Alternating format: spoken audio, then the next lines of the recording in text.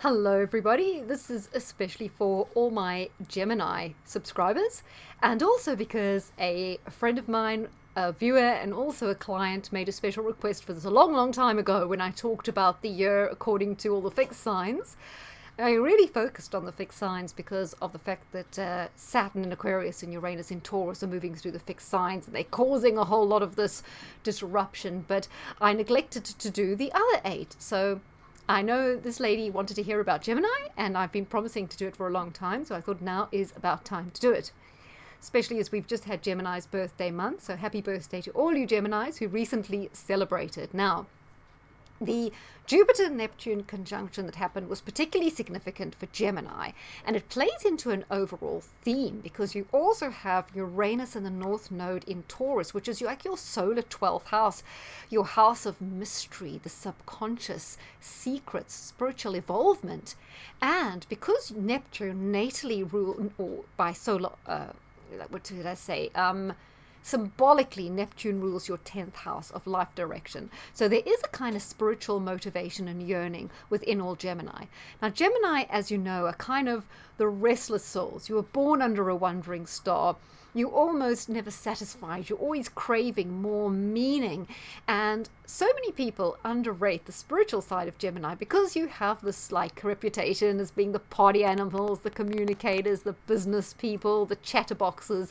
But in order for Gemini really to come home, to feel totally at one, because you're the twins, you always almost feel like there's this missing piece of you, like you're looking for your doppelganger, you're looking for your soulmate, but really the missing piece, your missing twin is inside of you. It's your spiritual self. And that's why with Neptune ruling your solar 10th house, your ultimate goal or aspiration is to heal and complete and become one within yourself by connecting to the higher realm.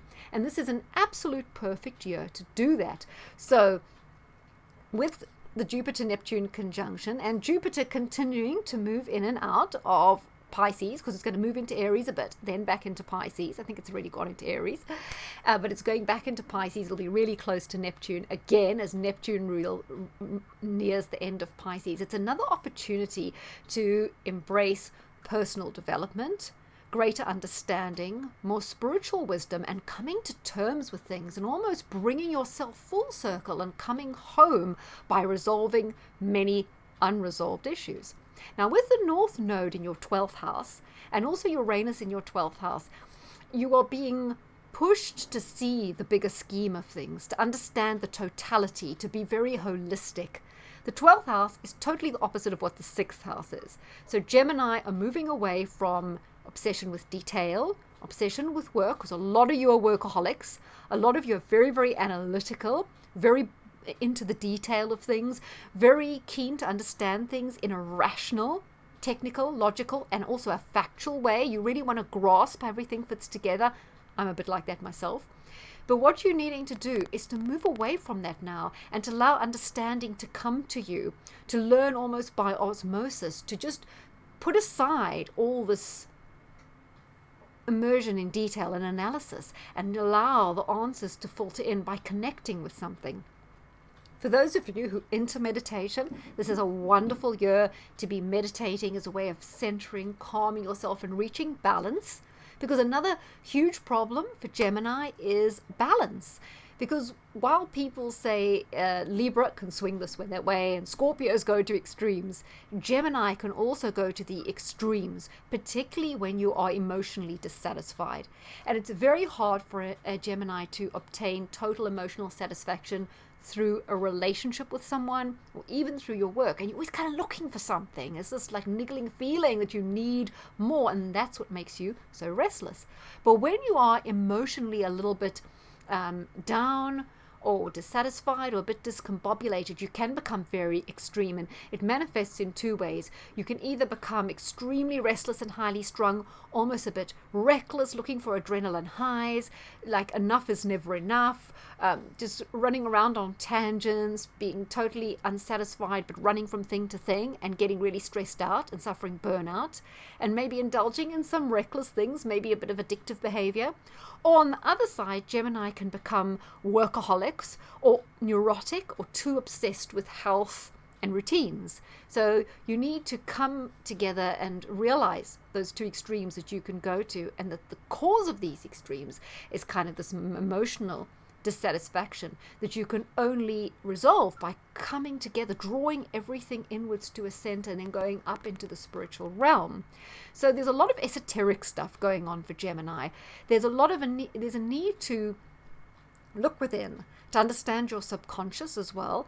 The North Node being in Taurus with Uranus indicates that you may have more disturbing or kind of jumbled up dreams, but within these dreams there are really important symbols and signals of things that you need to understand in your life. So for some of you Gemini, something like past life regression could be interesting and quite enlightening. On the other hand, a lot of you may just want to do a lot of thinking, contemplating, being very thoughtful, having some really quiet, silent time alone. Now, no, like the whole thing of being alone doesn't often appeal to Gemini. Gemini like to be in company and groups because you feel good, you crave companionship, you can feel quite lonely. But this is a year for Gemini to learn to enjoy your own company, to be alone, to achieve a sort of calmness within, and like I say, just allow the understanding to filter through and to get a better grip of all the things that you are suppressing, because Uranus is quite explosive. So being in the 12th solar house is going to like explode out all these things that you've been pushing down, anything you've been an ostrich about, anything you've been sweeping under the carpet. You know, Uranus is going to start triggering these things. Maybe it'll be through strange serendipitous things that happen, strange dreams, suddenly meeting someone who really, really triggers you. You may even meet someone who like you hate and they really aggravate you, or you suddenly have a passionate anger for something. What is this telling you? So it's a case of seeing unusual things that happen in your life, circumstances, bumping into people, like I say, coincidences or odd dreams, and saying, what is this telling me about something within me that I need to understand better and either release or resolve? So you coming full cycle, it's all about this greater levels of awareness, self-awareness, understanding, and then becoming kind of more empowered to bring yourself into this balance and to gain this control over your life by just getting a better idea of who you really are and what would really fulfill you.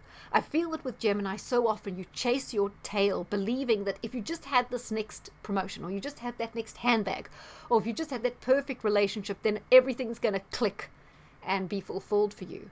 And that's not the way it is. With Gemini, the lesson is much more esoteric, much more complicated, and much deeper. So don't let people say Geminis are shallow. Being shallow is the way Gemini sometimes deal with the complexities of life, with stress and with pressure. And I really want you to get rid of commitments that you don't need anymore, because Uranus is squaring Saturn, which is both in your 8th house and rules your 8th house. So you want freedom from obligations. So you don't want to be taking on too much extra debt or a big loan. You don't want to be getting involved in activities where you're tied to another person. So even like with joint bank accounts, it's like a mundane thing, but that can be a problem. But you don't want to be pooling resources or getting involved in any kind of thing, even if it's sharing a Winnebago with someone or a holiday home, whatever you want to do, sharing an allotment with someone.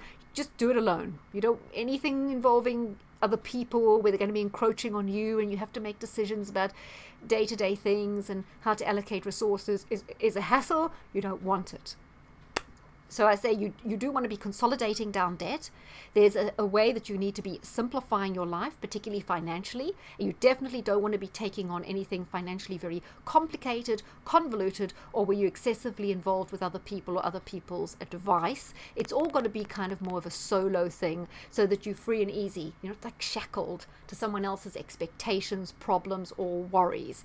In relationships, it's also very important for you to have your boundaries. So the message is, my partner's problems are not my own. Or if you still live at home, your parents' problems are not your own. It's like cutting yourself off and saying, this is me and this is what I need to deal with. And that's other people's stuff that they need to deal with. And they can't be putting that stuff on me. You have to be really careful of any passive aggression or any projection that someone's doing on you. So this is part of your awareness and discovery this year, that you're just pushing away all these influences that are not your concern and focusing on what are your needs. Because I find the biggest difficulty with Gemini is finding what are your needs, because you kind of think, well, my needs are my neighbors, my friends, the group, the society, the trend says this, all that out. what are your needs? What do you really need to feel fulfilled? And that's your unique thing. You don't look to other people to get a read on that.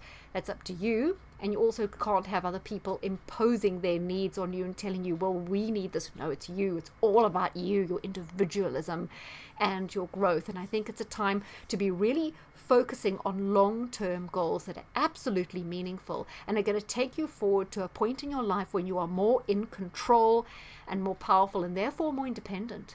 So the whole thing with the Saturn, Uranus square Saturn in your 8th, ruled in your 8th, and also Saturn square Uranus, which Uranus bisolar in the solar house rules your 9th, is all about taking control of your destiny, understanding how things fit together for you in your way and not having anyone else's beliefs thrust upon you. In many ways, you have to may have to take back and think, deconstruct everything you thought you believed about yourself, your partner, your relationships, your life. Deconstruct that and then reconstruct it in a way that is actually truthful, honest, and authentic. So the big thing this year is removing anything that's like vague, insincere, false, getting rid of all false beliefs, personal pretenses, facades, seeing beyond that, and then moving into this great future where you're kind of free of all these things, because freedom is a massive thing for you, and you can't move forward in a way that's free and authentic while you are shackled to all these beliefs, other people's expectations, or false premises. So there really is a whole reevaluation that's going to set you free and put you on a great new course. So for Gemini, what an exciting time. Please embrace it. Keep moving forward with all these things because they so apply even though we are halfway through 2022.